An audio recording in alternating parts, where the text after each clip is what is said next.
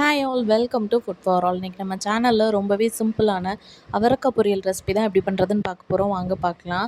First அதுக்கு ஒரு கடாயில் கொஞ்சமாக எண்ணெய் விட்டுட்டு எண்ணெய் காஞ்சதும் கடுகு, சீரகம், காஞ்ச மிளகா தாளிச்சிக்கலாம். இதெல்லாம் நல்லா பொரிஞ்சதும் நான் இன்றைக்கி ஒரு 200 கிராம் அவரைக்காய் எடுத்திருக்கேன். அதை நல்லா பொடிசாக கட் பண்ணி இதில் சேர்த்துக்கலாம். நீங்கள் இது கூடவே பெரிய வெங்காயம் ஒன்று நல்லா பொடிசாக கட் பண்ணி சேர்த்துக்கலாம். ஆப்ஷனல் தான், இல்லாட்டி நீங்கள் வெறும் அவரைக்காவை கூட பண்ணலாம். இப்போ இதுக்கு தேவையான அளவு உப்பு சேர்த்துட்டு ஒரு முறை நல்லா கலந்துட்டு ஒரு 1/4 டம்ளர் போல் தண்ணி ஊற்றி நல்லா மூடி போட்டு ஒரு 10 நிமிஷத்துக்கு வேக விட்டுருங்க. அவரைக்காயில் அந்த விதை இருக்கும், அது கொஞ்சம் வேகிறதுக்கு டைம் ஆகும்.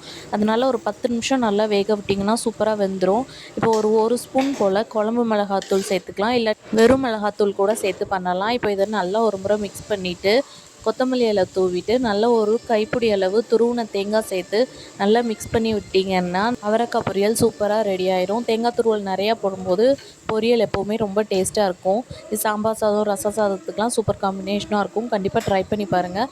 நம்ம சேனலை மறக்காமல் சப்ஸ்கிரைப் பண்ணிக்கோங்க. உங்களை இன்னொரு வீடியோவில் பார்க்குறேன். அது வரைக்கும் பாய்.